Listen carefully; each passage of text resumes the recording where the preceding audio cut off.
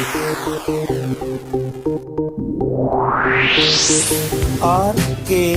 स्वागत है दोस्तों आपका एक बार फिर से हमारे YouTube चैनल RKB कैंफी वीडियोस में।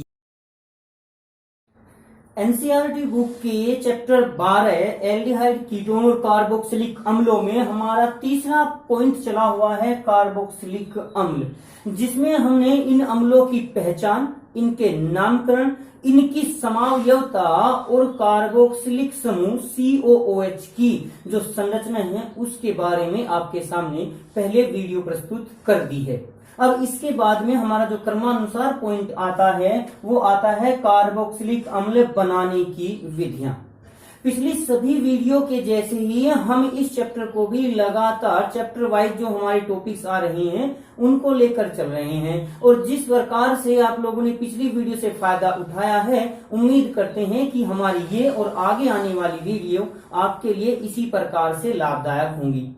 तो आप हमारे अपना सहयोग देते रहिए, हमारी वीडियो को देखते रहिए और अपने दोस्तों को भी शेयर कीजिए अगर ये आपको अच्छी लगती हैं तो इस प्रकार से अब हम अगला टॉपिक लेकर चलते हैं कार्बोक्सिलिक अम्लों के निर्माण की विधियां, इनको बनाने की विधियां। पहले एल्कोहल चैप्टर जो हमने पढ़ा था उसमें भी बताया था कि जब भी एल्कोहलों का ऑक्सीकरण किया जाता है तो उसी से हमें कार्बोक्सिलिक अम्ल प्राप्त होते हैं।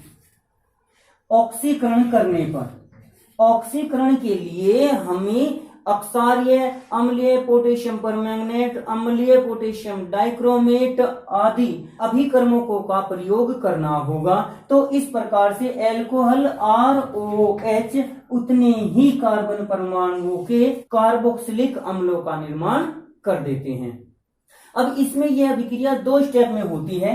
पहले एल्कोहल जैसे RCH2OH को हम ले लें, इसका हमने ऑक्सीकरण किया तो पहले स्टेप में तो बनेगा एल्डिहाइड RCHO।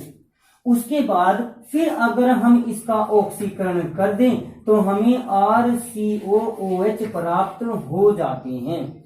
तो यहां पर हम एक बात ये भी कह सकते हैं कि कार्बोक्सिलिक अम्लों का निर्माण एल्डिहाइडों के ऑक्सीकरण से होता है।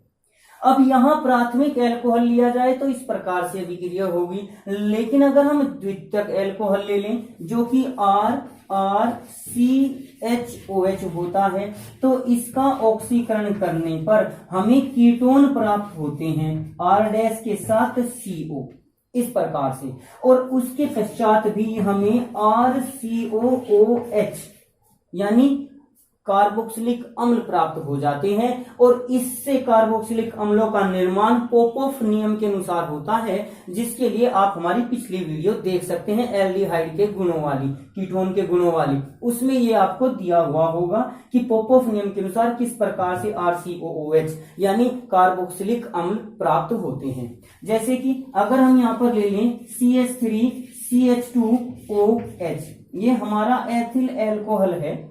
इसका जब हम ऑक्सीकरण करेंगे तो इसके ऑक्सीकरण से हमें CH3CHO यानी एसेटल्डिहाइड प्राप्त होता है, और इसका ऑक्सीकरण करने पर CH3COOH यानी कि एसिटिक अम्ल प्राप्त होता है।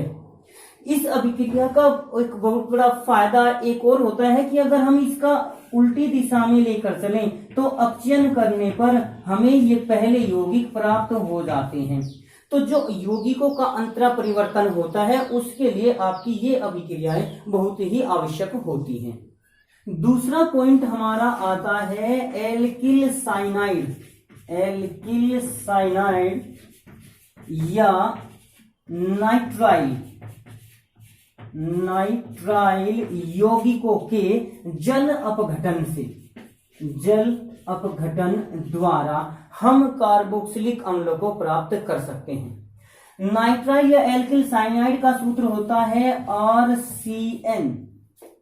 ये अभिक्रिया पहली अभिक्रिया से भी ज्यादा इंपॉर्टेंट है। क्यों?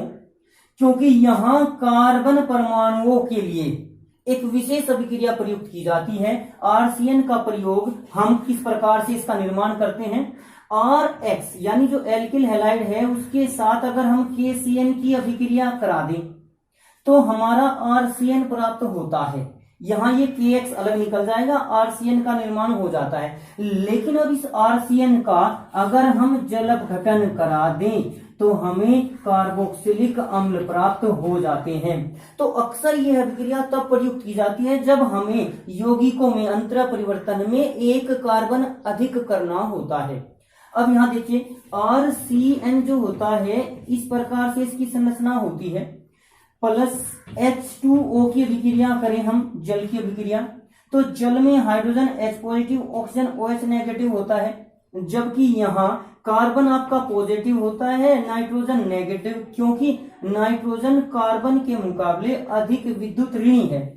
तो जब अभिक्रिया होगी तो हाइड्रोजन तो अटैक करेगा नाइट्रोजन पर, OH अटैक कर जाता है इस कार्बन पर, यानी ये यौगिक बन जाता है आपका RCOH और डबल बॉन्ड NH के रूप में ये यौगिक का निर्माण हो जाता है।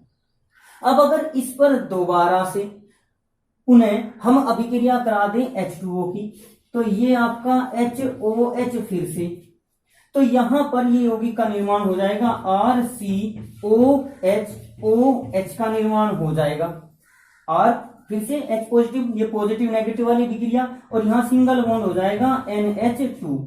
लेकिन ये यौगिक हमारा अस्थायी होता है, क्योंकि जब कार्बन पर एक से अधिक OH जुड़ जाते हैं तो वह यौगिक अस्थायी होता है, यानी ये अभिक्रिया पुनः H2O के एक अणु को निकालकर ये बना देगी RC डबल बॉन्ड O और NH2। सामान्य तौर पर इसे एमाइड कहते हैं, लेकिन जो ये निकला हुआ H2O है इसके द्वारा दोबारा से जल अपघटन होकर यहां से ये NH3 निकल जाएगी और ये बन जाता है RCOOH प्लस NH3। तो इस प्रकार से हम डायरेक्ट भी अभिक्रिया यहां से केवल ये लिख सकते हैं कि RCN के साथ जब जल की अभिक्रिया कराई जाती है तो हमें RCOOH और NH3 प्राप्त हो जाता है।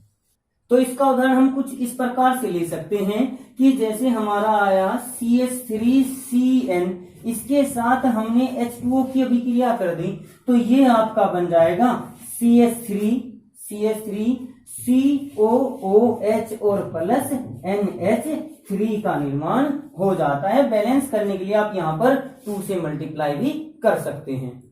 ये अभिक्रिया बेंजीन रिंग के साथ भी हो सकती है, जैसे C6H5CN को ले लीजिए, प्लस इसके साथ जल की अभिक्रिया करा दी गई तो यहां भी हमें बेंजोइक अम्ल प्राप्त हो जाएगा C6H5COOH और प्लस NH3 का निर्माण हो जाता है। तो इस प्रकार से इस अभिक्रिया को लिया जा सकता है।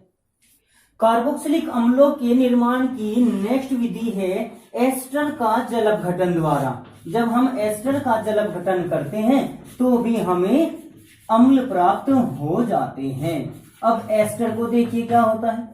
एस्टर का सूत्र होता है RCOOR-।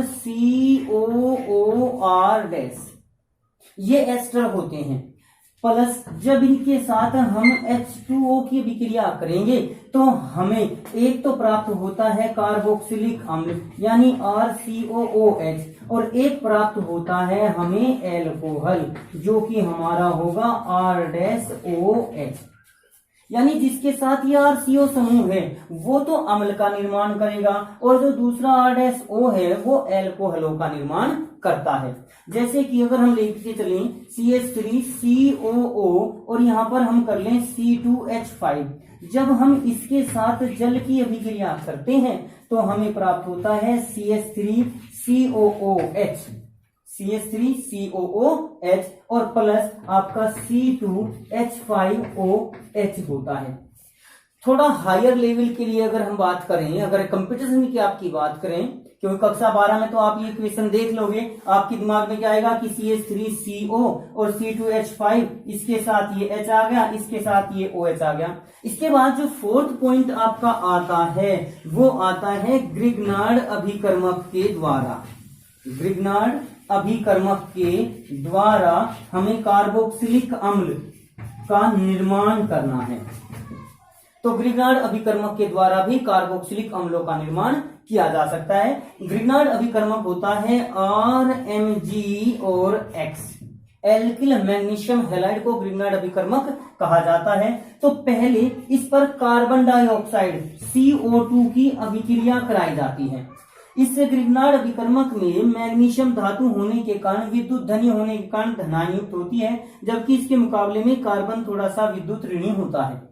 यहाँ पर कार्बन के मुकाबले ऑक्सीजन विद्युत ऋणी होती है, तो कार्बन विद्युत धनी हो जाएगा। तो अब ये पॉजिटिव तो अटैक करेगा इस पर और O अटैक करेगा इस पर, जाहिर सी बात है। तो अभिक्रिया का स्वरूप कुछ इस टाइप से हो जाएगा। R के साथ आपका C डबल बॉन्ड O हो जाएगा, और उसके बाद MgX सेम टू सेम यहाँ पर O और MgX के साथ आ जाएगा, क्योंकि देखिए सिंगल बॉन्ड बन जाएगा डबल बॉन्ड का। इस ऑक्सीजन CO2 जो था ये सिंगल बॉन्ड आपका यहाँ पर बन गया इस डबल बॉन्ड के स्थान पर। अब जो ये योगात्मक यौगिक बना, इस योगात्मक यौगिक का भी जल अपघटन अगर कर दिया जाए तो यहाँ पर RCOOH के द्वारा ये यौगिक और MgXOH अलग हो जाता है। RCOOH प्लस MgXOH प्राप्त हो जाता है। इस प्रकार की अभिक्रिया का सबसे महत्वपूर्ण फायदा, उपयोग, लाभ ये होता है कि हमें यहाँ R अपनी मर्जी से चूज कर सकते हैं। हम यहाँ R को एग्जाम में अगर कोई क्वेश्चन आ जाता है कि कैसे बनाएंगे किसी ग्रिग्नार्ड अभिकर्मक से, यहाँ पर CH3 ले लीजिए तो एसिटिक अम्ल, किसी भी ग्रिग्नार्ड अभिकर्मक से, तो आप यहाँ अपनी मर्जी से CH3 ले सकते हैं। देखने CH3COH एसिटिक अम्ल होता है, तो R की जगह हमने CH3 लिया तो यहाँ CH3MgCl ले दिया। अगर हमें कोई हायर बनाना है तो R की जगह जो भी आएगा वो इस COH के साथ आ जाता है। तो ग्रिग्नार्ड अभिकर्मक के द्वारा हम कार्बोक्सिलिक अम्ल का निर्माण किस प्रकार करते हैं, एक बार उसकी परिभाषा अगर हमें थ्योरी लिखनी पड़ जाए तो वो कैसे लिखते हैं। ग्रिग्नार्ड अभिकर्मक की अभिक्रिया कार्बन डाइऑक्साइड के साथ कराने पर प्राप्त यौगिक का जल अपघटन कराने से कार्बोक्सिलिक अम्ल प्राप्त होते हैं। या तो वीडियो को आप रिवाइज कर लीजिए या दोबारा से बता रहा हूं। ग्रिग्नार्ड अभिकर्मक की अभिक्रिया कार्बन डाइऑक्साइड के साथ कराने पर जो यौगिक प्राप्त होता है उसका जल अपघटन करने से कार्बोक्सिलिक अम्ल प्राप्त हो जाते हैं। तो इस प्रकार से हमने कार्बोक्सिलिक अम्लों के बनाने की 4 विधियों का अध्ययन किया है। आगे बची हुई अभिक्रियाएं जो इसके बनाने की विधियां हैं उनकी व्याख्या हम आपको अगली वीडियो में प्रस्तुत करेंगे। तो यहाँ पर हमने जो भी प्रयुक्त किया, R की जगह आप बेंजीन रिंग का भी प्रयोग कर सकते हैं। 4 अभिक्रियाएं हमने आपको बताई, चारों अभिक्रियाएं एल्किल समूह के लिए लेकर हमने की हैं, लेकिन न केवल एलिफेटिक बल्कि एरोमेटिक कार्बोक्सिलिक अम्लों का निर्माण भी आप इन चारों विधियों के द्वारा कर सकते हो। तो इस प्रकार की आप अभिक्रियाएं अपने आप लिखकर जरूर देखें, और अगर कोई क्वेश्चन माइंड में आता है तो वही कमेंट बॉक्स में लिखकर हमें सेंड जरूर करें, हम आपको उसका आंसर देने की भरसक कोशिश करेंगे। तो आज की वीडियो के लिए धन्यवाद। आज की वीडियो में बस इतना ही। अगली वीडियो प्राप्त करने के लिए हमारे चैनल को सब्सक्राइब करें, वीडियो को लाइक करें, और अगर वीडियो अच्छी लगे तो कमेंट्स करें और दोस्तों को भी शेयर करें।